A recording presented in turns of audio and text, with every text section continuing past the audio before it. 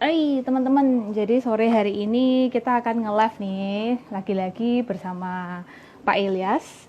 Dan topiknya hari ini cukup menarik ya teman-teman ya. Topiknya hari ini adalah tentang mengenal emosi, temperamen, karakter, dan kepribadian. Oke, kita invite Pak Ilyas dulu ya buat bergabung sama kita.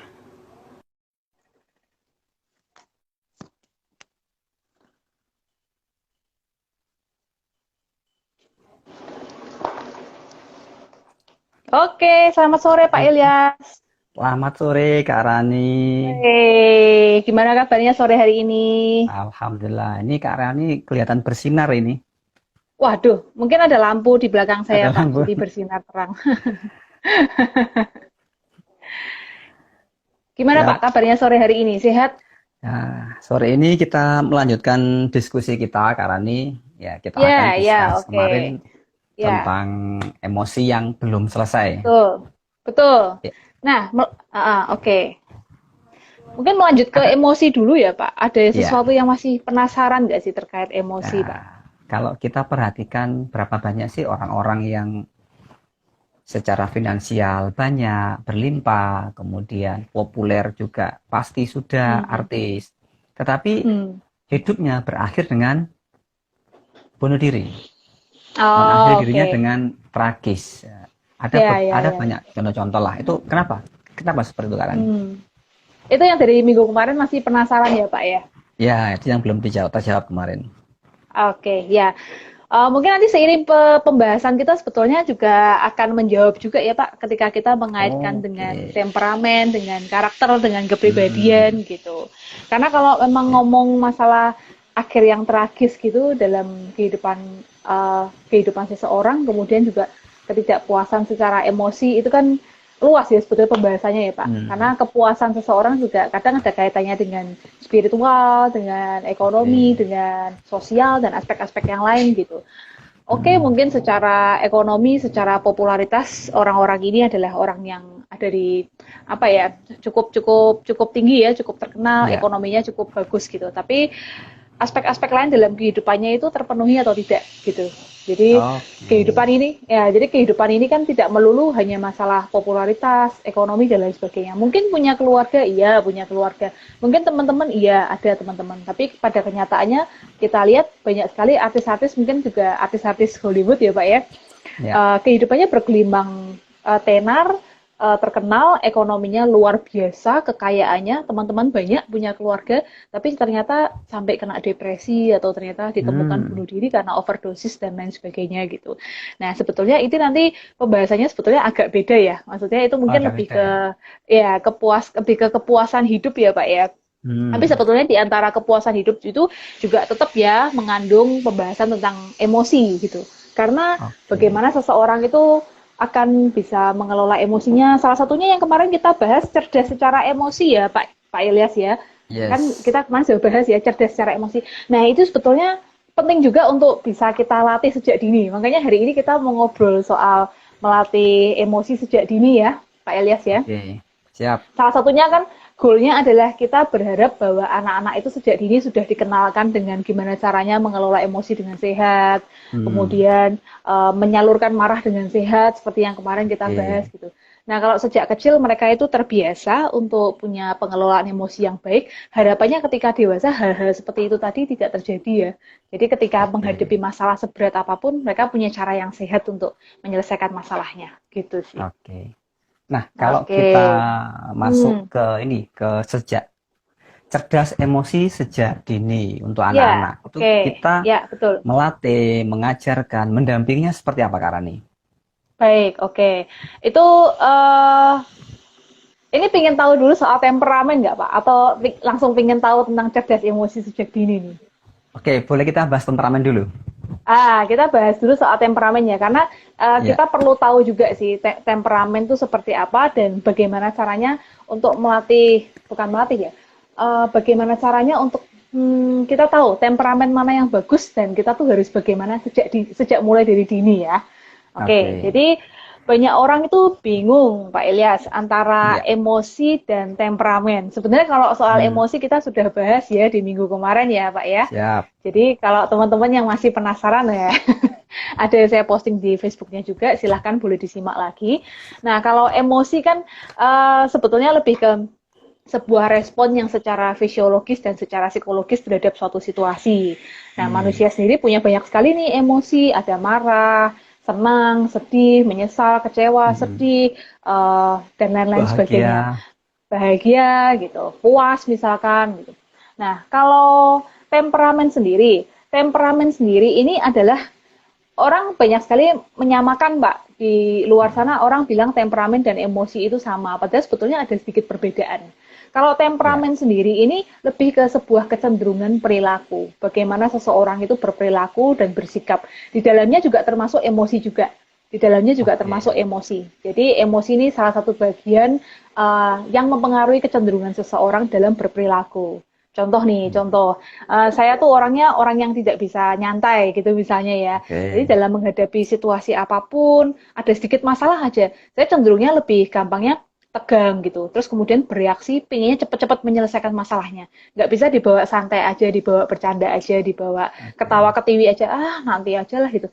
Misalnya saya bukan tipe orang yang seperti itu. Nah ini masuknya adalah temperamen. Jadi karakteristik saya, respon saya setiap kali saya ketemu dengan sebuah masalah atau pemicu tertentu. Itu namanya temperamen.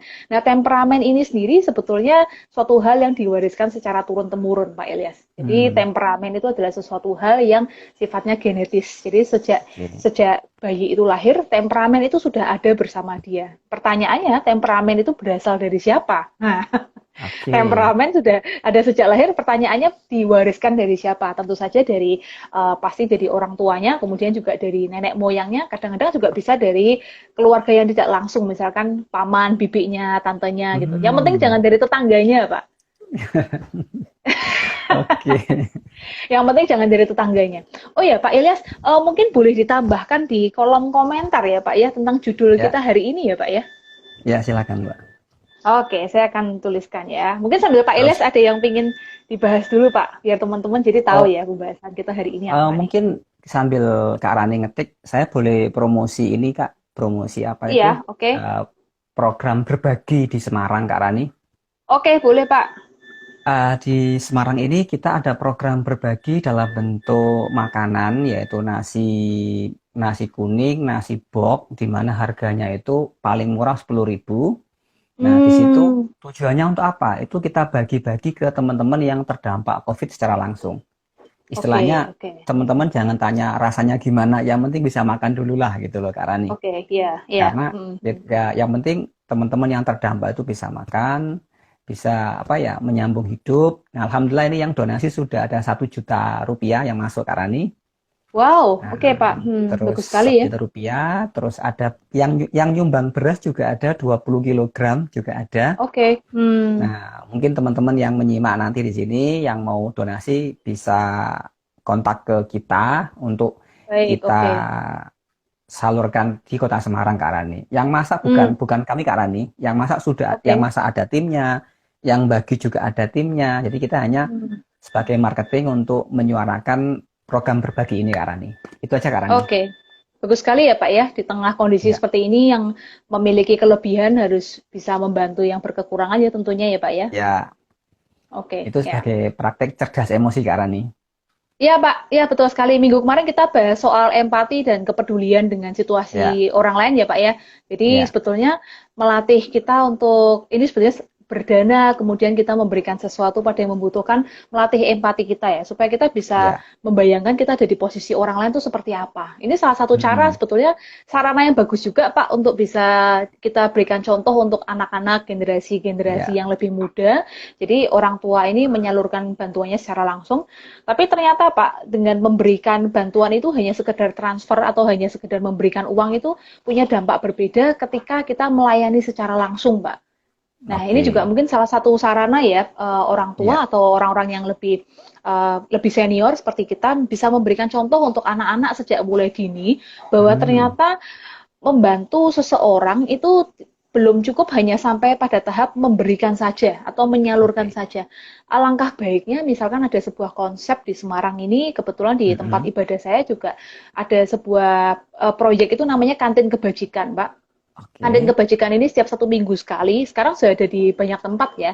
Nah, di setiap Mm-mm. tempat 1 minggu sekali akan membagikan makanan untuk para fakir miskin, orang-orang tidak mampu, dan lain sebagainya. Hmm. Pertanyaannya adalah, apakah orang-orang mampu juga kadang mampir untuk makan? Iya, iya, orang yang mampu pun juga kadang-kadang juga mampir untuk makan. Namanya juga gratis ya. Tapi it's okay. Ya. Itu terserah aja sih. Itu pilihan dari tangan mereka.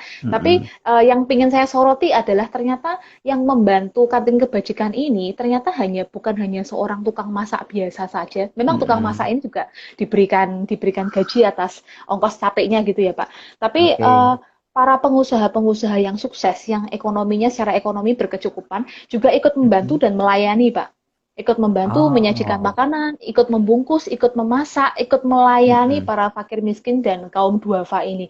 Nah, ini ternyata dampaknya akan jauh lebih baik dan lebih besar. Apalagi kalau bisa diperlihatkan kepada generasi penerus kita, anak-anak kita bahwa Hmm. ini loh, papa mama aja juga melayani loh, membantu sesama tanpa pilih kasih. Nah, ini salah satu cara untuk Oke. melatih cerdas emosi sejak dini gitu. Jadi dari Very konsep good. memberi tadi berawal, kita malah jadi berkembang ke ini ya Pak ya, bisa jadi Hmm. salah satu cara. Anak-anak akan belajar bahwa ternyata mama papa saya aja nggak pilih-pilih loh ketika mau melayani orang lain gitu. Maaf dari latar belakang apapun, ternyata papa mama Oke. saya nggak pilih-pilih. Nah, kalau ini ditanamkan sejak dini, ini akan bisa membentuk karakter anak cerdas secara emosi. Dia akan tumbuh menjadi anak yang lebih peduli dengan lingkungan di sekitarnya, kemudian juga mental yang lebih baik juga ketika dia dewasa. Gitu. Oke. Keren Kak Rani. Siap. Ya Kita Pak, lanjutkan lagi. mudah-mudahan menginspirasi. Oke, lanjut. Ya. Temperamen Temperamen sudah ya tadi kita sampai ya sudah kita temperamen kupas ya Pak kan. ya. Itu apa Betul, jadi sebagai lebih ke pemicu atau apa Kak? Respon ya? ya, jadi temperamen ini kan sifatnya bawaan, Pak. Nah, temperamen ini akan kelihatan setiap kali seseorang itu ketemu dengan sebuah stimulus atau situasi, bagaimana dia Hmm. bersikap, bagaimana pola pikirnya, bagaimana dia memutuskan sesuatu, bagaimana ritme bekerjanya itu akan kelihatan dan sekumpulan pola itu dinamakan temperamen gitu, Pak. Hmm. Apakah lingkungan, pengalaman Hmm, hidup dapat mengubah ya. temperamen seseorang Kak Rani? Kalau temperamen cenderung menetap, Pak, sepanjang hidup kita. Oh, Jadi, misalkan mhm. pun berubah, perubahannya tuh hanya sepersekian saja. Ini sudah dicek, Oke. dilakukan penelitian, jadi sepanjang rentang berapa tahun kehidupan, mulai dari seorang anak kecil, contohnya bayi yang baru lahir ya, dari cara Hmm. menangisnya atau cara dia meminta susu dan lain sebagainya, ternyata itu sudah bisa menunjukkan temperamen si bayi itu. Dan ketika dewasa itu ternyata juga konsisten, Pak. Ternyata dibuktikan konsisten. Oh. Cara dia dalam meraih sesuatu, anaknya ini bayinya ini pasrahan nggak sih kalau misalkan nggak dikasih susu berjam-jam, ya udahlah pasrah aja, atau dia nangisnya kenceng misalnya begitu. Nah, ini menentukan Hmm. ketika dia akan meraih sesuatu, misalkan ketika dia berkarir, ketika dia mengejar pendidikannya, atau Oke. ketika dia bekerja gitu. Temperamen ini akan menentukan sepanjang kehidupan dia. Jadi misalkan pun berubah, geser-geser sedikit karena faktor lingkungan atau faktor orang-orang di sekitarnya, geser tidak akan banyak, Pak. Jadi temperamen bawaan itu nggak akan berubah sepanjang kehidupan Oke. seseorang. Siap. Nah, kalau kita kalau memang Iya, temperamen itu secara genetik diturunkan dari orang tua ke betul, betul. anaknya terus dan Iya, terus menerus. Nah, iya. perpaduan dari etnis, misalkan etnis A dengan Hmm. etnis B, kemudian menikah, itu lebih Iya. kuat yang mana, Kak Rani? Maksudnya siapa yang lebih kuat dari ayah atau dari Yang ibu gitu dominan? ya, Pak ya? Ya. Yang dominan ya, Pak ya? Ah, Belum ada penelitian yang pasti ya yang membuktikan itu ya, Pak ya. mm-mm, Sejauh ini sejauh yang orang teliti dan lain sebagainya, ternyata peran ayah dan ibu itu sama-sama besar kok, Pak, dalam mempengaruhi oke. temperamen seorang anak gitu. Mungkin misalkan dari ibunya 40%, ayahnya 60%, atau sebaliknya ayah Hmm, 60%, ibu 40% gitu. Jadi keduanya bercampur, Pak. Terus kemudian juga nggak bisa diteliti secara pasti ini dari ayah atau dari ibu, karena ternyata ayah pun juga membawa dari nenek moyangnya sebelumnya, dari hmm, orang tuanya, ibu pun juga begitu. Jadi campurannya ini sudah sulit untuk harus dibedakan. Oh, ini dari mana, ini dari mana, dari mana gitu. oke. Tapi yang jelas Nah, kedua belah pihak ini, dua-duanya ini pasti berpengaruh. apakah temperamen itu baik, tidak baik, atau Hmm. netral, Kak Rani? Oke, Nah, ini pertanyaan bagus juga sih. Seperti minggu kemarin kita bahas ya, Pak. Apakah orang Ya. emosian itu bagus gitu ya? Oke. Temperamen sebetulnya pada dasarnya sama, Pak. Netral seperti emosi. Jadi temperamen itu Hmm. bukan baik, bukan buruk, bukan jelek atau apapun. Temperamen adalah suatu kata sifat yang netral, tidak memiliki makna Hmm. apapun. Yang tidak baik itu adalah yang temperamental, seperti orang yang Oh. emosional. Nah, temperamental itu maksudnya terlalu reaktif, terlalu Oh. responnya tuh terlalu liar sekali menghadapi suatu situasi, mungkin juga terlalu agresif dan lain sebagainya. Terus makanya orang sering bilang, kamu loh kok temperamen banget jadi orang. Padahal arti kata temperamen itu bukan itu sebetulnya. Kalau yang reaktif itu Temperamental ya. temperamental, betul sekali. Jadi temperamen sendiri adalah suatu kata sifat yang netral, Pak. Tidak ada Hmm. baik, tidak ada buruk, tidak ada yang apa? Yang ada hanyalah plus minusnya saja. Jadi temperamen Oh, plus. tertentu, kelebihannya ini, kekurangannya ini, dan semua temperamen itu sebetulnya saling melengkapi. Begitu. Oke. Terus kita lanjutkan ke karakter Kak Oke, Rani. siap. Karakter. Oke, saya Ada siapkan orang nih materinya. mengatakan karakter ini. Ya, Kita ya. sekarang kita siapkan pendidikan berbasis karakter. Oke, Berbasis ya. karakter itu yang gimana gitu Kak Rani? Ah, orang sering ini ya Pak ya, salah juga antara menyebut karakter dan kepribadian ya. Pada dasarnya Ya. sebetulnya karakter dan kepribadian itu ada sedikit perbedaan. Hmm. Karakter sendiri itu adalah kombinasi sifat-sifat di dalam diri seseorang gitu ya.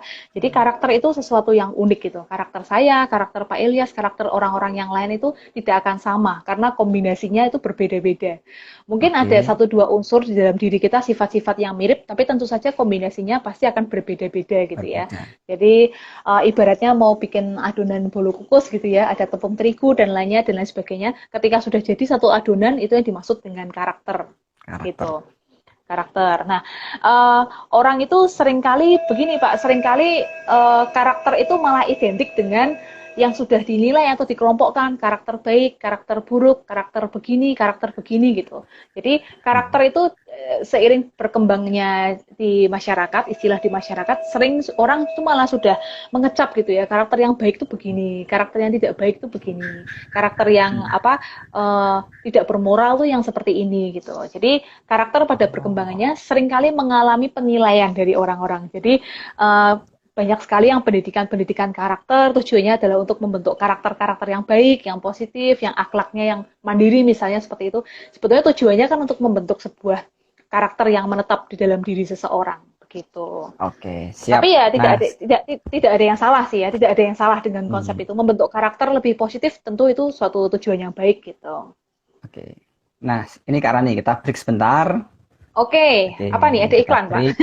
Ah, biasanya kan kalau siaran di radio ada break gitu kan, ada musik, ada Oh lagu ya, gitu kan Kak lagunya Rani. dulu ya. Oke, lanjut Ya, kirim-kirim salam. kita breaknya ini kita sapa teman-teman yang udah gabung.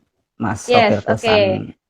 99, Ya, Putri ya, Primadani, Black ya. Tuxedo 13, Diki Surya, Noviantara, Oke. El Syada, oh, namanya Yes, ini ya. SNT Elizabeth.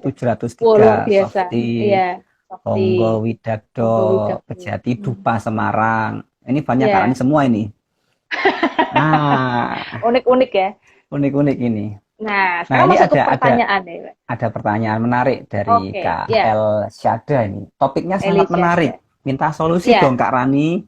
Saya ya. pusing skripsian. Semenjak teman-teman pada duluan sidang, saya tidak semangat lagi ngerjain skripsi. Karena Oke. ditinggal temen jadi males ngerjain. Gimana solusinya Kak Rani? Oh, oke, solusinya ya. Eh, kalau menjawab sesuai dengan tema kita hari ini supaya tidak terlalu jauh melenceng, Hmm? emosi kan seperti kita bahas minggu kemarin juga sebetulnya ada kaitannya dengan motivasi ya, Pak ya. Jadi ada Oke. emosi tertentu atau temperamen tertentu yang orang-orang ini tuh apa ya, untuk mengejar sesuatu itu dia tuh mati-matian segala sesuatu itu dilakukan demi mengejar hal-hal yang dia inginkan. Tapi ada Hmm. juga orang yang punya temperamen yang santai-santai aja. Teman-teman saya udah lulus, ya nggak apa-apa lah nanti aja saya lah kapan-kapan nggak apa-apa wong. Orang tua juga masih bisa biayain. Misalnya seperti itu. Betul. Ada juga orang yang emosinya terus kemudian menjadi cemas, resah dan gelisah. Hmm. Wah nih saya kalah nih sama teman-teman saya nih. Saya harus gimana nih supaya ngejar? Tapi di sisi lain juga semangatnya ngelokro karena dia sudah merasa kalah duluan duluan. Terus kemudian Hmm. nggak ada lagi teman berjuang nih yang bisa mendampingi dia sepanjang jalan dia mau skripsi itu gitu. Skripsi. Nah, kalau kita mau ngomong itu kembali lagi masalah motivasi gitu. Di Ya, di dalam ilmu yang saya pelajari mungkin di NLP juga ada ya, Pak. ya. Motivasi orang orang bisa bergerak menuju goal atau target dia itu karena motivasinya karena dua macam ya. Ini untuk Elisada Mm-mm. juga. Yang pertama karena dia tuh menghindari kesengsaraan, menghindari kesakitan atau kesengsaraan. Oke. Terus kemudian yang kedua adalah dia memang mengejar ke optimisme, maksudnya mengejar ke titik keberhasilannya dia gitu. Hmm. Dia punya Positif. punya motivasi yang kuat untuk mengejar sesuatu yang dia inginkan. Nah, apakah pertanyaannya mana yang lebih baik? Ya dua-duanya sama-sama baiknya. Karena ini memang Oke. sifat bawaan seseorang. Tidak bisa semua orang kita paksakan untuk harus mengejar sesuatu. Kita iming-imingi, belum tentu semua Oke. orang akan pingin dengan iming-iming. Belum tentu semua orang akan bisa tergerak. Belum tentu juga Hmm. semua orang akan bergerak karena menghindari kesengsaraan. Nah, dalam kasus Mas Elisada ini, itu bisa coba Anda gali dulu di dalam diri Anda, biasanya Anda bergerak menuju ke sesuatu itu karena apa? Karena menghindari kesengsaraan, misalnya menghindari malu. Iya dong, saya umur segini, teman-teman sudah pada lulus, saya nggak mau Hmm. dibilang kayak gitu, malu-maluin. Nah, itu berarti motivasinya menghindari kesengsaraan, karena nggak mau dibilang Oke. dicap bodoh, dicap telat kuliahnya, dicap mahasiswa abadi, berarti menghindari kesengsaraan.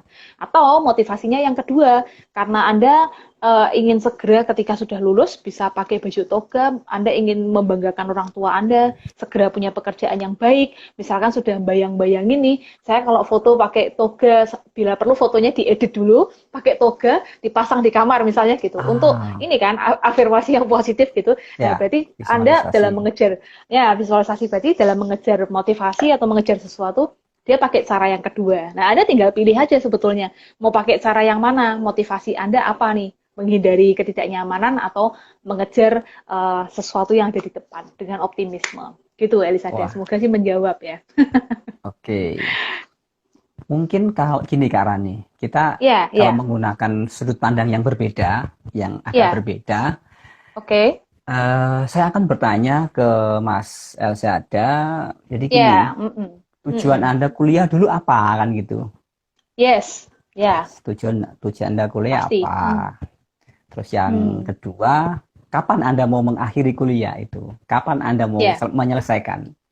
Nah, kalau ya. ketika Mm. Anda sudah clear mau menyelesaikan, nah tinggal Ya. kita lihat apakah dengan pusing itu membuat Anda semakin semangat untuk mengerjakan. Hmm. Ya, ya. Nah, terus rasa malas itu apakah malas itu tidak penting kata guru saya. Yang penting Anda Ya. ngerjakan saja gitu loh. Ya. Nah, ini sepertinya dari jawaban Kak Rani, Mas saya sudah dapat solusi Kak Rani. Jadi saya tidak perlu Ya. menambahkan Kak Rani. Oke, Oke, ya. Mm-mm. kita Mudah-mudahan sih lanjutkan. terpuaskan ya, Pak ya. Oke. Ya. Oh ya, Nah, sekaligus Pak kita menambahkan sedikit tadi tentang karakter ya Pak ya. Mungkin juga ya. banyak orang akan bertanya, karakter ini genetik atau pengaruh lingkungan? Pasti kan akan banyak pertanyaan seperti itu ya Pak ya. Yes.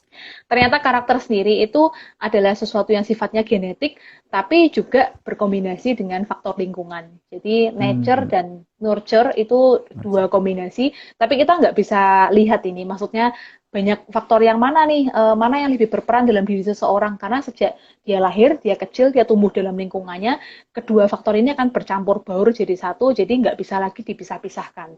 Tapi kalau ditanya oke. karakter itu asalnya dari mana, dua faktor ini berkombinasi jadi satu, Pak. Jadi kalau misalkan ada pembelajaran pembentukan karakter yang positif, nah itu salah satu faktor lingkungan untuk membuat karakter seseorang jadi lebih baik gitu. Oke, good. Oke, kita lanjutkan Kak Oke, Rani. ya, Setelah mari lanjut. karakter. Nah, ini Yes, banyak ketika di dunia pemberdayaan diri itu ada namanya building karakter. oke, ya. Building karakter itu yang di building apanya tuh Kak Rani? Seperti apa Kak Rani? Building karakter ya. Building karakter sebetulnya hal-hal utama yang dibangun adalah membangun sifat-sifat yang positif ya di dalam diri Oke, seseorang ya Pak ya. Nah ya. sifat-sifat positif bisa dibangun dengan cara apa? Salah satunya adalah dibangun pola pikir atau mentalnya dulu, mindsetnya dulu gitu. Oke, Nah mindset. manusia bergerak karena pola pikir, juga karena afeksi atau emosi, terus kemudian bergerak karena terutama kognisi dan afeksi ya, itu dua hal yang Hmm, paling berpengaruh. dan kognisi afeksi ini nanti akan membawa seseorang menuju perilaku yang lebih baik. Nah, jadi mungkin materi-materi yang sering dilakukan dalam training-training atau pembentukan karakter ini terutama harus bisa dulu untuk membawa kognisi atau pemikiran atau pola pikir seseorang itu berubah ke arah yang lebih baik. Hmm, Kemudian kedua oke. adalah harus bisa menyentuh afeksinya atau menyentuh emosinya. Ingat pembahasan Oh, kita bahwa emosi akan bisa menggerakkan seseorang. Jadi kalau emosinya sudah berubah, misalkan seperti Mas Elisada tadi, udah menemukan nih, oh iya ya, aku kok malu ya, aku kok nggak mau aku kayak gini terus, aku sengsara nih kalau nggak lulus-lulus. Berarti sudah menyentuh emosinya. Disitulah biasanya motivasi hmm, sebetulnya akan muncul gitu, karena emosinya sudah oke. tergerak gitu. Nah, nanti dari kognisi, kemudian dari afeksi, ini akan membentuk behavior atau perilaku seseorang. Nah, disitulah sebetulnya tujuan atau goal dari setiap pelatihan itu. Karakter yang baik itu kan muncul dalam perilaku ya, dalam perilaku, dalam Oke. ucapan. Itu bisa dibentuk ketika kognisi dan afeksi sudah berubah, gitu. Oke, siap. Nah, dari karakter kira yang belum dibahas, yang dikupas apa Kak Rani? Tentang karakter Kak Rani. Eh, secara karakter iya sih, paling karakter itu ya Pak ya. Dan seringkali ya itu tadi, orang suka mengelompok-ngelompokkan ya, karakter baik, karakter buruk, karakter yang Hmm, kurang, karakter yang positif, karakter yang negatif. Ya itu sebetulnya seiring berjalannya waktu. It's okay kalau kita mau mengelompok-ngelompokkan, tapi hmm, tujuannya kan untuk membangun diri kita jadi lebih baik, begitu sih. oke, Nah, siap. kalau ya itu tadi karakter. Oke. Nah, sekarang lanjut ke kepribadian. Nah, pribadi, Nah, ini dia. kepribadian. Oke. Kepribadian itu, Jadilah hah? pribadi unggul. Nah, gitu Kak. Pribadi excellence. Ya, Silakan Kak Rani. excellent ya. Oke, kalau kepribadian itu sebetulnya juga orang makanya sering salah ya antara karakter dan kepribadian gitu. Katanya mereka merasa karakter dan kepribadian itu dua hal yang mirip atau dua hal yang sama gitu. Sebetulnya memang banyak kemiripan, sebetulnya juga unsur-unsurnya juga sama. Kalau Hmm, kepribadian itu uh, satu kumpulan sifat, pola pikir, pola perilaku, hmm, pola emosi. Jadi sudah seperti satu satu kesatuan, satu paket yang tidak terpisahkan dari oke. diri seseorang, Pak, gitu, kepribadian. Ya. Tapi yang membedakan adalah kepribadian ini cenderung biasanya dianggapnya netral. Kalau karakter kan kita sudah Oh, suka mengelompok-kelompokkan tuh, karakter yang ya. positif, karakter yang negatif, dan lain sebagainya. Kalau kepribadian ini satu paket yang utuh, yang full gitu. Jadi sifatnya Oke. netral. Tentu ada sisi plusnya, tentu ada sisi minusnya gitu. Dan kepribadian seseorang itu bisa kelihatan ketika dia menunjukkan identitas dirinya gitu. Misalnya nih Pak Ilyas ingin banget ingin menampakkan diri karakter kepribadian Pak Ilyas tuh kepribadian yang enjoy, yang nyaman, senang bergaul dengan orang baru, kepribadian yang suka belajar gitu. Jadi kepribadian biasanya sesuatu yang Hmm, ingin kita tampakkan keluar. Bagaimana seseorang membawa dirinya, bagaimana seseorang oke. menampilkan dirinya. Itulah bentuk kepribadian dia. Gitu.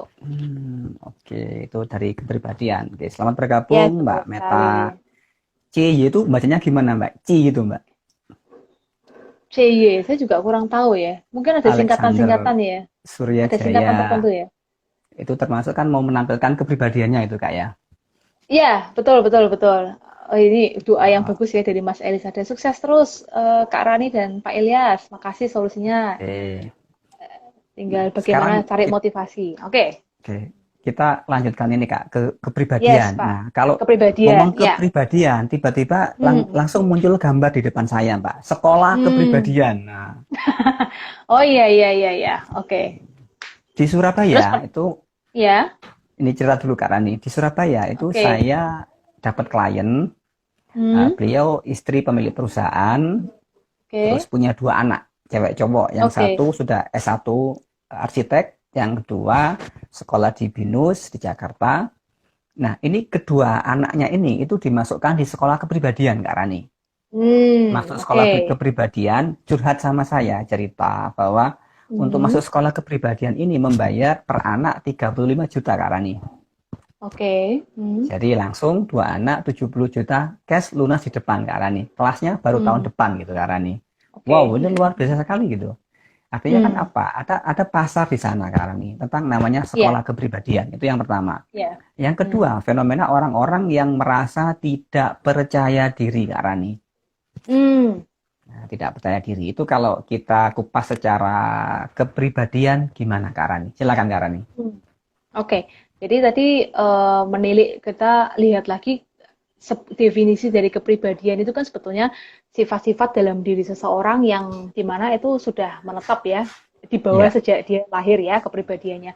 Tapi tentu faktor lingkungan nanti, stimulasi dari lingkungan akan bisa mempengaruhi kita.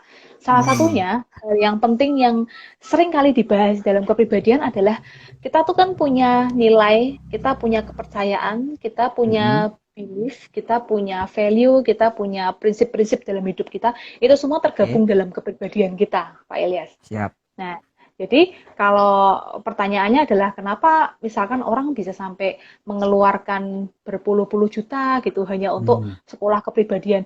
Sebetulnya mungkin kurang tepat ya kalau istilahnya sekolah kepribadian ya. Sebetulnya mungkin lebih Hmm. ke pembentukan karakter ya, pembentukan karakter gitu. Oh, Kalau oke. kepribadian itu kan sifatnya sangat luas sekali ya, termasuk kepercayaan-kepercayaan kita, nilai-nilai yang kita anut dan lain sebagainya itu semua termasuk dalam kepribadian kita.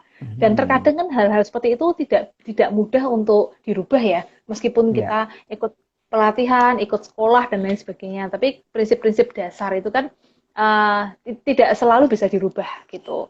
Nah, terus kemudian, terus pertanyaannya apa Pak tadi? Pertanyaannya lalu apa Pak? Nah, pertanyaannya adalah Iya, iya, iya. apakah sikap dari ibu yang tadi mengeluarkan 70 juta untuk demi anaknya lebih baik itu pengaruh Iya. emosi, temperamen, karakter atau apa Kak Rani? Oh, oke. Jadi apa motivasi si ibu untuk menyekolahkan si Ah, anak gitu ya, puluhan juta iya, ya. Oke. Eh, saya sih nggak tahu persis ya karena nggak kenal dengan oke. orangnya, jadi mungkin sulit ya untuk Hmm, mengatakan. Tapi kalau secara umum saja, mungkin hal itu dipengaruhi oleh emosi ya, Pak ya. Sekali lagi iya, emosi akan menggerakkan seseorang untuk memutuskan sesuatu, untuk melakukan sesuatu. Termasuk ketika orang tua mengharapkan pendidikan yang terbaik untuk anak-anaknya. Tidak pernah ada yang salah. Bahkan sekolah yang terbaik, sekolah yang harganya ratusan juta selama 1 tahun, oke. itu pun akan rela dibayar oleh orang tua. Demi apa? Demi untuk bisa si anak ini punya karakter yang terbaik, punya kepribadian yang terbaik, punya pola pikir mungkin yang lebih unggul dibandingkan orang-orang yang lainnya.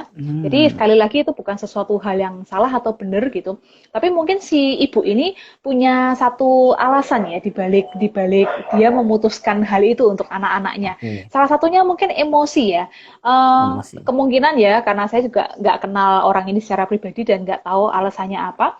Mungkin dia melihat bahwa lingkungan zaman sekarang ini stimulasinya kurang begitu positif gitu ya untuk perkembangan karakter dan kepribadian si anak gitu kan.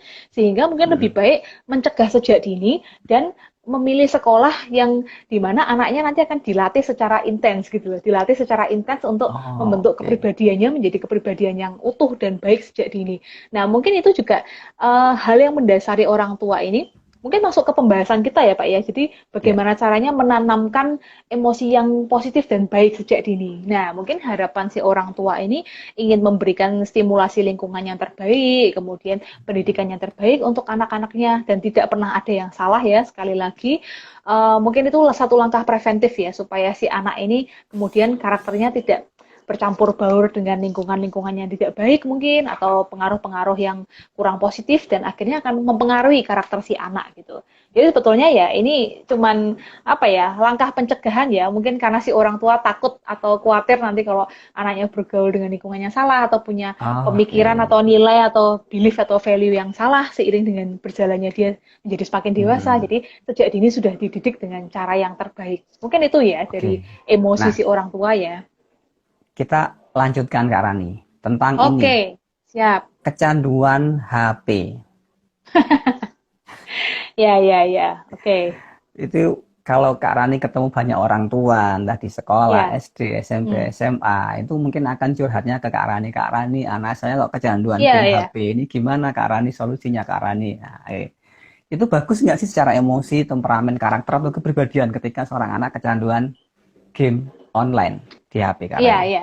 Eh, jadi kalau di dalam dunia psikologi itu dikenal istilah addicted ya Pak ya. Addicted sudah Hmm, dalam tahap ketergantungan. Nah, segala sesuatu yang kita sudah masuk dalam taraf ketergantungan itu tidak akan baik efeknya, oh, apapun oke. itu. Bahkan ketergantungan cinta sekalipun jadi bucin lama-lama. Ketergantungan apapun tidak akan baik efeknya. Karena Hmm. kenapa? Karena ini menunjukkan bahwa karakter atau kepribadian seseorang itu sebetulnya tidak utuh.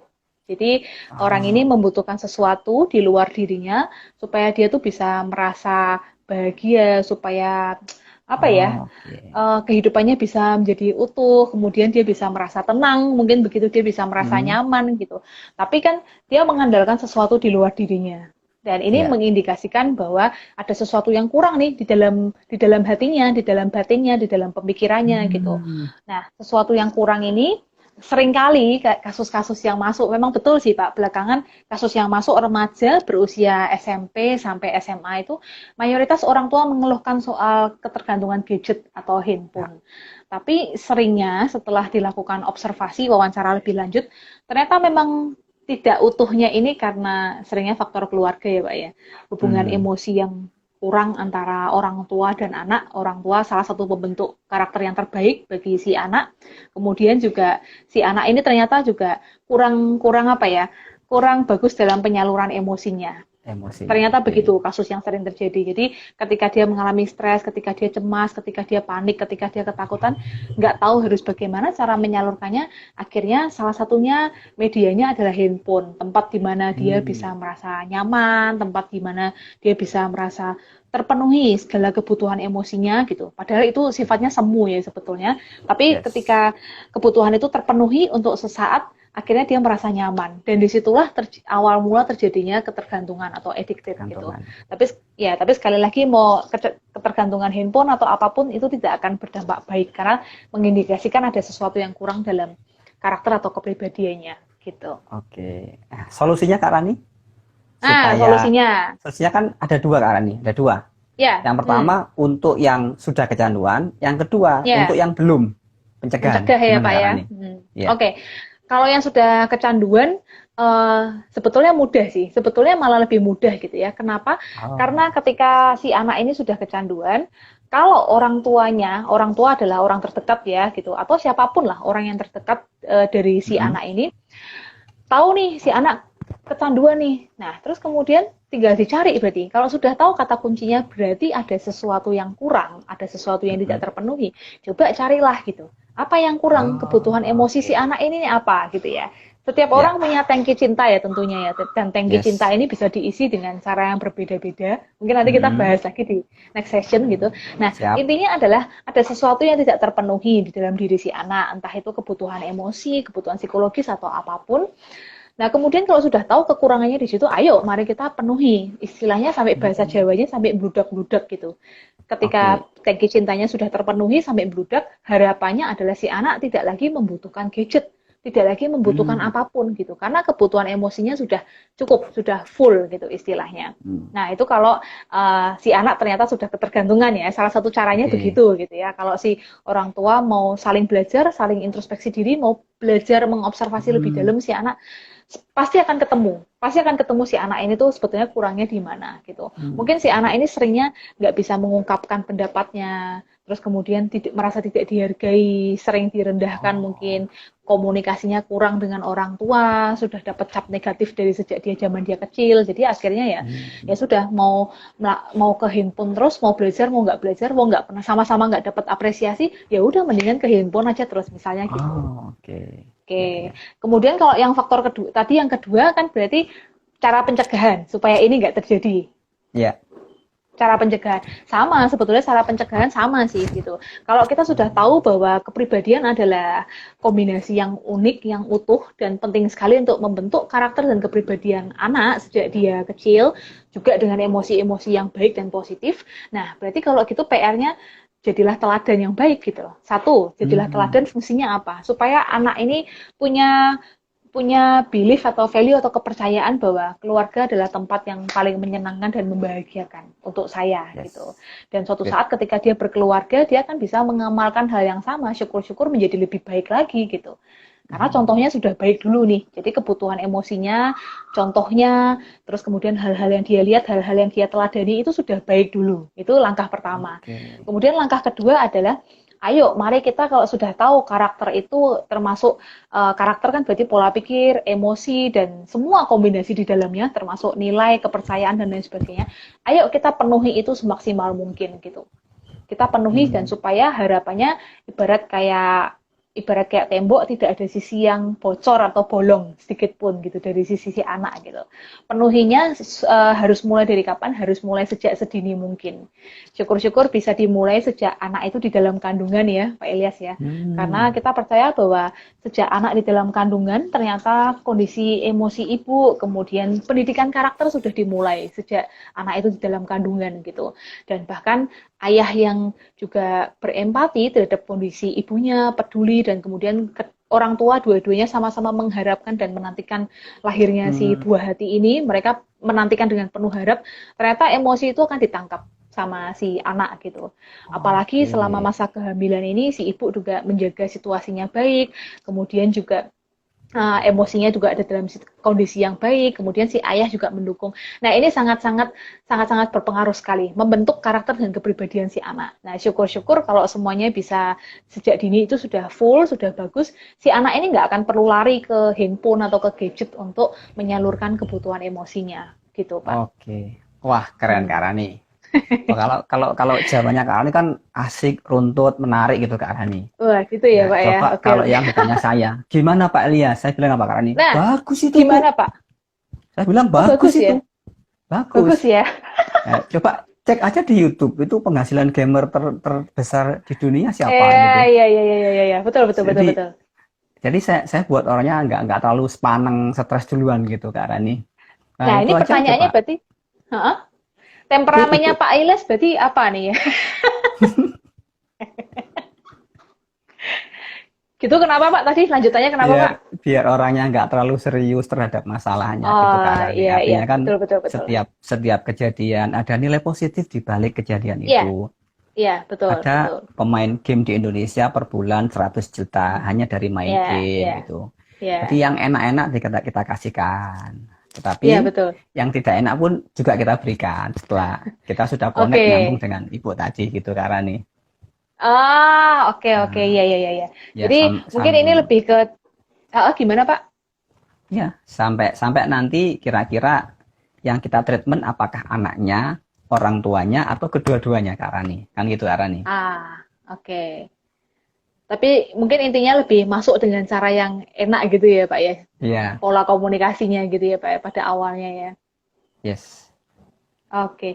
Oh iya Pak, tapi kalau kita ngomong-ngomong masalah addicted, masalah kecanduan dan lain sebagainya, mungkin kalau dari sisi psikologis ada sesuatu yang kurang ya di dalam diri si anak tidak terpenuhnya suatu emosi tertentu.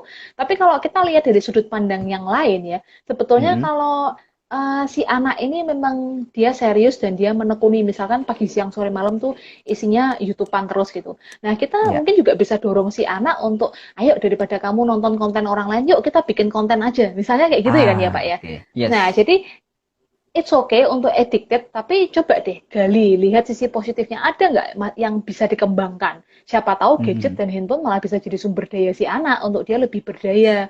Kemudian kalau Betul, Kak misalkan Rani. dia bikin ya kan dia bikin sebuah konten, dia bisa menyalurkan hobinya, dia menyalurkan pengalamannya di situ, kemudian banyak yang nonton. Sebetulnya itu sarana untuk menumbuhkan kepercayaan diri ya dalam diri si anak ya. Wah, ternyata Bet- aku mampu nih, aku bisa nih gitu. Jadi it's okay untuk mungkin nilai matematik aku kurang bagus, mungkin sekolahku prestasinya nggak terlalu bagus, tapi aku bisa bermanfaat untuk banyak orang. Salah satunya membuat konten YouTube dari hobi-hobinya dia, misalnya seperti itu. Siapa tahu malah Hmm. jadi sarana saluran rezeki yang luar biasa, tapi tentunya dengan bimbingan yang tepat ya, Pak ya. Jadi bukan Yes. dengan cara yang ngawur gitu ya.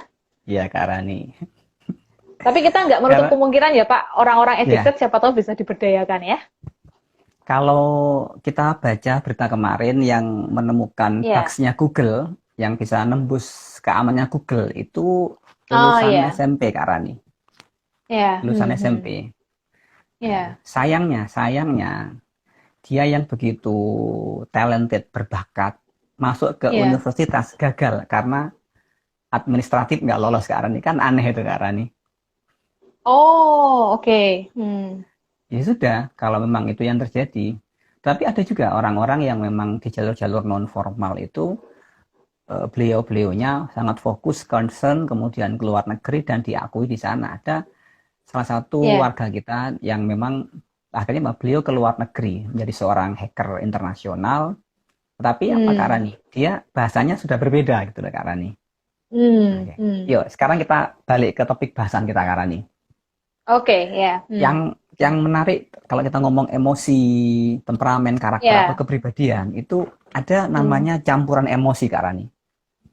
Ya, Campuran ya. emosi itu gini. Emosi ada seseorang yang sangat ingin kaya, ingin punya banyak uang satu sisi. Tapi di Hmm. sisi yang lain ada emosi yang lain. Waduh, kalau orang kaya itu kan orangnya pelit, orangnya itu Hmm. Hmm. jahat kan gitu. Nah, itu kan ada namanya Hmm. campuran emosi Kak Rani. Gimana itu Ya. solusinya Kak Rani? Maksudnya campuran emosi itu ini kan Dua-duanya kayaknya bercampur. kuat, saling kuat. Antara satu ingin jadi orang kaya, yang satu ada Hmm. keyakinan emosi mengatakan orang kaya itu jahat, uang akar segala kejahatan gitu Kak Rani. Oh, oke. Ya, ya, oke. Ini berarti juga bercampur baur antara pola pikir juga ya, Pak ya. Orang Ya. kaya itu jahat kan berarti lebih ke keyakinan pola pikir dia ya, Pak ya. Hmm. Oke, berarti sebetulnya nggak hanya emosi ya yang bermain ya, di mana Oke. belief atau value atau prinsip hidup kita sudah ikut bermain, berarti bukan hanya murni masalah emosi ya di sini yang kita bicarakan ya.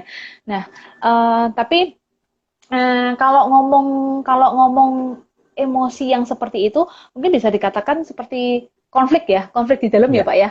Konflik Istilah internal. ibarat orang kayak ya konflik internal, konflik batin gitu ya. Hmm. Apakah ini wajar? Ini tentu saja kan dimiliki setiap orang ya Pak ya, kalau saya bilang ya. Oke. Karena pengalaman selama ini saya sendiri, orang-orang terdekat saya, mungkin juga Pak Ilyas, mungkin juga klien-klien yang datang ke tempat saya, di dalam kehidupan manusia ini memang ya namanya kehidupan manusia memang akan selalu ada konflik ya, terutama yang paling Hmm. sulit untuk kita taklukkan adalah konflik internal itu sendiri ya. Oke. Karena kalau saya sih lebih memilih untuk melihat konflik internal dari sisi yang positif ya. Why not? Oke. Kenapa tidak gitu? Setiap manusia pasti akan butuh konflik kok. Dari konflik itu kita akan bertumbuh gitu. Dari konflik itu Oke. kita akan semakin berkembang. Contohnya tadi misalkan saya pingin banget nih jadi orang kaya. Saya kok bosen selama ini hidupnya sengsara terus makan aja cuman 1 kali sehari misalnya kayak gitu misalnya seperti itu. Oke.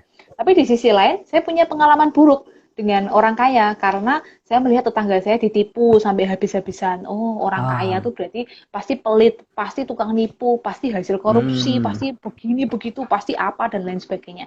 Nah, disinilah sebetulnya dituntut antara peranan emosi, peranan temperamen tadi, karakter dan kepribadian kita, bagaimana caranya bermain dan ketika permainan itu dimulai, nanti ujung-ujungnya adalah keputusan mana yang akan kita ambil, kan begitu sebetulnya. Hmm. Jadi Oke. peranan emosi itu penting sekali. Di dalam konflik itu, satu sisi ingin jadi orang kaya, tapi di sisi lain juga punya pemikiran jelek nih tentang orang kaya. Berarti kan emosinya Oke. negatif nih sebetulnya. Oke, nah kemudian kembali lagi, lihat dulu gitu, temperamen dia seperti apa nih, cara dia berpikir seperti apa. Berarti kan kita lihat karakternya dia juga, kita lihat Ya. kepribadiannya dia juga. Ujung-ujungnya sebetulnya dari setiap konflik, keputusan yang kita ambil itu kan satu pihak yang menang dan satu pihak yang kalah. Sebetulnya kan gitu ya. Hidup tuh kan isinya Oke. seperti itu ya, Pak ya. Kalau kita mau lihat hidup gitu ya. Setiap hari kita akan selalu berkonflik gitu. Cuman pilihan untuk makan aja gitu. Mau makan 10 menit lagi Hmm. atau setengah jam lagi. Mau live dulu atau mau makan dulu misalnya gitu. Terus Oke. mau ngerjain ini dulu atau itu dulu. Berarti setiap hari di dalam pikiran kita, batin kita selalu ada konflik gitu. Nah, pilihannya adalah keputusan-keputusan Anda itu lebih sering didasarkan pada pilihan yang seperti apa. Nah ini Oke. berpengaruh dari temperamen kita, dari karakter kita, kepribadian kita. Cara kita mengambil keputusan juga termasuk emosi-emosi kita. Berarti misalnya kalau kita kembali lagi kesimpulannya minggu kemarin, kalau Anda ingin lebih sering pilihan-pilihan itu jatuh pada pilihan yang lebih membangun Anda, membawa Anda ke Mm-mm. arah yang lebih baik, cek dulu, tilik dulu gitu, emosi kita gimana, karakter kita seperti apa nih, temperamen kita gimana, dan apa yang bisa kita rubah supaya keputusan-keputusan itu kita tidak sering salah ambil keputusan. Jadi kita Oke. bisa mengambil keputusan dengan cara yang tepat dan baik gitu. Jadi konflik sih it's Oke. okay aja. Tinggal gimana kita melatih diri kita. Siap. Jadi lebih ke arah keputusan mau fokus kemana gitu Kak Yes, Rani ya. ya betul sekali. Mm-mm. Oke. Nah, sekarang kita Nggak masalah. lanjut ke kondisi saat Oke, ini Kak Rani. yes. Kondisi saat ini di mana sebentar lagi Lebaran Kak Rani. Lebaran. Ah, ya. Hmm. Nah, Lebaran itu kurang 11 hari lagi, kurang 10 hari lagi. Ya. Hmm. Biasanya di momen Lebaran itulah di mana umat Muslim itu momen saling memaafkan, ketemu yang Mhm. Mhm. jauh jadi dekat dengan segala Ya, macam ritualnya dan sekali ya, ini kita mudik sementara dilarang dulu itu Kak Rani. ya, ya, betul. Nah, itu kan apa? Apakah itu emosi yang tidak tersalurkan karena tidak bisa ketemu langsung face to face gitu Kak Rani? Iya, iya, iya. Jadi Oke. apakah kan kalau hanya sekedar video call seperti ini itu kan sudah biasa ya. Karena apa? Ya. Kebiasaan kan habit. Oh ini habit belum kita Iya. bahas ya karena ini kebiasaan ya. Iya, habit Nah belum itu ya. Kebiasaan belum mungkin ya. next ya, Pak ya. Belum Next sih. ya. Nah, bagaimana kebiasaan kita yang 4 hari, Hmm. 5 hari sebelum hari H itu harus pulang ke kampung, menyiapkan semuanya, Oke. segalanya. Nah, itu kan apa? Ada yang kurang gitu Kak Rani. Ada sesuatu yang Iya, tidak terpenuhi Kak Rani. iya, Termasuk iya, ketika orang melakukan refleksi, apa sih arti mudik, apa sih arti pulang gitu kan. iya. Hmm. Wah, itu Hmm. kan cukup banyak tinjauannya Kak Rani. Hmm. Nah, kalau dari Kak Rani sebagai seorang psikolog, Iya, melihat bagaimana orang-orang yang tahun ini dikondisikan ya Kak Rani, bukan terpaksa ya, iya, dikondisikan iya. sementara untuk tidak mudik Kak Rani. Itu Oke. gimana supaya emosinya tetap sehat Kak Rani? Oke, ya, pertanyaan bagus sih Pak, dan ini relevan sekali dengan situasi kita sekarang ini ya. Tapi kalau kita mau ngomong di luar masalah mudik, ternyata kebutuhan dasar kita sebagai manusia itu sudah banyak yang terpangkas ya sekarang ini ya Pak ya. Hmm, Mungkin situasi seperti ini harus masih akan terus kita jalani. Misalnya ketika kita keluar ketemu dengan orang baru, tentu di dalam hati kita akan beda dengan dulu sebelumnya. Kita akan lebih menaruh yes. curiga, waspada terhadap orang lain yang tidak kita kenal ya kan Pak. Padahal dulu kita Jangan-jangan diajarkan. Jangan-jangan nih, jangan-jangan. Padahal, padahal dulu kita diajarkan untuk sesama manusia itu kita harus berinteraksi begini begitu dan itu adalah hal yang paling mulia dan hakiki kita sebagai manusia. Tapi sekarang kebutuhan itu terhenti gitu kan. Terus ya, kemudian juga misalkan penggunaan masker, terus kemudian dilarang untuk bersalaman, mungkin saling memeluk, cupika-cupiki dan lain sebagainya. Nah ini kan berarti sebetulnya kebutuhan emosi manusia itu sudah banyak sekali yang terpangkas ya karena situasi hmm, COVID-19 ini ya Pak ya, oke, termasuk kebutuhan untuk mudik itu sendiri. Nah, kebutuhan untuk mudik ini kan emosinya banyak sekali sebetulnya ya Pak ya. ya, Ada emosi rindu keluarga, ada emosi ingin merasakan kehangatan keluarga, emosi menumpah ruahkan cintanya terhadap anggota keluarganya, hmm, terhadap orang tuanya gitu. Memang sih, memang karena situasi ini pasti akan banyak emosi yang terpangkas ya. Bahkan yang tidak mudik aja juga semua orang akan merasakan emosi kita banyak sekali yang terpaksa harus dihambat gitu karena situasi ini. Tapi it's okay sih Pak. Maksudnya kita kan nggak bisa ya, kita nggak bisa mengontrol situasi di luar diri kita di ya. luar kita, yes, Tentunya yang bisa kita lakukan adalah kita adjustment atau penyesuaian dari dalam diri kita gitu. Adjustment bisa dilakukan dengan apa? Salah satunya adalah dengan pahami kondisinya, terus kemudian terima kondisinya dan kemudian kita mencari solusi yang terbaik gitu. Dengan kita bisa oke, memahami dan kita bisa menerima kondisi ini, oke, lebih baik saya nggak pulang karena ini akan mendukung program negara, program pemerintah, dan ini mencegah saya untuk membawa penyakit ke orang-orang di rumah saya, misalnya seperti itu. Berarti kan di sini dilatih bagaimana kita punya pemahaman yang baik ya, punya pemahaman oke, yang baik, terus kemudian kita menumbuhkan emosi yang positif gitu. Kita pilih ya, aja gitu. Anda pilih yang mana nih bisa menyalurkan kerinduan dengan keluarga, tapi ada resiko loh yang mengikuti di belakangnya. Misalnya seperti itu. oke, Nah, akhirnya ketika kita sudah paham situasinya, kita bisa terima situasinya, kita bisa menumbuhkan emosi yang positif dalam diri kita. Oh, berarti hmm, dengan saya nggak mudik, nggak pulang itu sebetulnya saya membawa sesuatu hal yang positif ya untuk keluarga saya. Saya membuat mereka jadi lebih aman, lebih sehat, sampai hmm, nanti situasi berlalu akhirnya saya bisa mudik ketemu keluarga saya dengan situasi yang lebih tenang, lebih bahagia gitu. Nah, jadi sebetulnya dituntut kembali lagi, dituntut bagaimana pengelolaan emosi kita menghadapi situasi ini gitu. Kita mau memilih terus bersungut-sungut, terus mengeluh bahwa nggak bisa pulang nih, baru tahun ini nih, mudik lebaran nggak bisa kumpul keluarga nih, orang tua saya gimana nih di oke, kampung gitu. Padahal sebetulnya kalau kita mau melepas pemikiran itu, masih banyak hal-hal yang bisa kita lakukan. Dan dengan fokus ke hal-hal yang bisa dilakukan, itu akan membuat emosi kita jadi lebih baik gitu. Karena kita nggak fokus pada masalah, tapi kita fokus pada solusinya gitu. Jadi ya solusi, oke, mungkin meskipun nggak bisa mudik lebaran, pasti ada emosi yang terpangkas, tapi gimana caranya kita tetap apa ya, tetap ada dalam situasi emosi yang baik dan positif gitu. Itu mau nggak mau harus gitu. yes, oke Kak Rani. Nggak terasa Kak Rani, udah jam 5 sore ini Kak Rani. Cepet banget ya Pak ya, pembahasan kita Ya, kok selalu terasa begitu cepat ya Pak.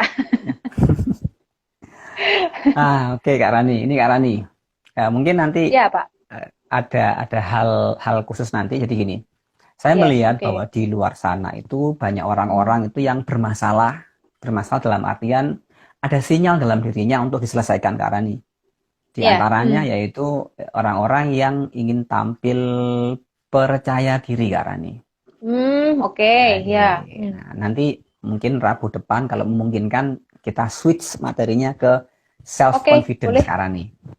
Ya, Pak. Nah, nanti Oke. dari self confidence itu nanti kita akan kupas semuanya apa yang melandasinya, kenapa orang pede, kenapa orang over pede, kenapa orang Oke, tidak oke, pede, oke. kenapa kadang Ya, pede, ya. kadang tidak kan gitu Kak Rani. Ya, ya. Nah, insya Allah Ya, nanti akan lebih banyak membantu banyak orang Kak Rani. ya, ya. Terus Oke. nanti kita kupas minggu depan Kak Rani jam 4 sore. Baik, oke. Kata terakhir Kak Rani, silakan kasih Oke. summary-nya. Ya, Pak. Mungkin juga nanti di pembahasan yang tentang percaya diri terkait dengan tadi yang sempat kita bahas ya, Pak, membentuk sebuah habit, sebuah kebiasaan, sebuah pola pikir baru, bagaimana Mm-mm. caranya untuk yaitu karakter kepribadian yang percaya diri ya, Pak. Mulai dari Ya, sebuah habit, sebuah keputusan, sebuah kebiasaan kecil gitu ya, Pak. Nanti akan kita bahas yes. lah ya. Seru ya pastinya ya. Oke. Oke, ya buat teman-teman nih, tadi kita sebenarnya bahas banyak sekali ya emosi, temperamen, karakter, kepribadian. Ya. Satu hal sih teman-teman, betul memang karakter dan kepribadian kita, emosi dan temperamen kita itu memang faktor-faktor bawaan. Jadi kita lahir dengan satu kondisi tertentu di mana ya sudah memang seperti itu karena kita nggak bisa milih nih dari keluarga mana kita mau dilahirkan, orang tua seperti apa kita Hmm. mau dilahirkan. Tapi satu pelajaran penting yang harus Anda ketahui adalah jangan stagnan dengan hal tersebut. Jangan stagnan bahwa misalnya nih orang tua saya pencemas misalnya begitu. Orang tua saya adalah orang yang penakut, paranoid dan Anda berhenti di Oh, situ. Nah, itu kesalahan Anda gitu. Kenapa? Karena sebetulnya kita mau jadi seperti apa keputusan ada di tangan kita gitu. Jadi bentuklah diri Anda seperti diri ideal yang selalu Anda harapkan. Jangan stagnan hmm. dengan oke, genetik saya sudah kayak gini ya udahlah, saya gini-gini aja ya nggak apa-apa. Orang tua saya juga kayak gini. Nah, itu berarti kesalahan ada di dalam diri Anda gitu. Jadi Oke. bentuklah dan latihlah diri kita terus untuk semakin mendekati diri ideal yang selalu kita harapkan. Dan sekali lagi keputusan ada di tangan Anda. Bentuklah kebiasaan yang baru, bentuklah pola pikir yang baru, nilai-nilai yang baru, dan itu sangat-sangat dimungkinkan sekali. Jangan stagnan dengan masa lalu kita. Gitu. Oke. Terima kasih Kak Rani. Ya Pak. Banyak Oh ya Pak, pencerahannya. mungkin ini ya Pak, minta teman-teman untuk follow Instagram saya yang satunya akun Facebook dan channel YouTube juga boleh ya Pak ya? Oke, silahkan. Oke, Oke, siap. buat teman-teman nih, karena ini adalah Instagram pribadi saya, tapi Anda akan bisa mendapatkan lebih banyak edukasi tentang psikologi, tentang edukasi kesehatan mental, tips dan trik mengatasi kecemasan, dan lain sebagainya di akun sosial media saya yang satunya, Instagram, Facebook fanpage, dan juga Twitter, namanya Tanya Kak Rani. Jadi sambung aja Tanya Kak Rani. Silahkan, Anda bisa tanya jawab, komentar, DM saya di situ, it's okay. Dan juga saksikan channel YouTube saya ya, teman-teman ya. Tanya spasi Kak Rani. Tanya spasi Kak Rani. Di sana saya membahas banyak sekali tentang anxiety, tentang depresi, tentang mood swing, Oke. tentang bunuh diri dan lain sebagainya. Anda akan bisa dapatkan banyak informasi dari sana. Gitu. Oke. Oke, Pak terima Ilyas, kasih. ya, Sampai ketemu minggu depan Kak Rani. minggu Terima depan kasih. terima kasih untuk waktunya. Sukses dan sehat selalu ya Pak ya. Selamat Oke. sore.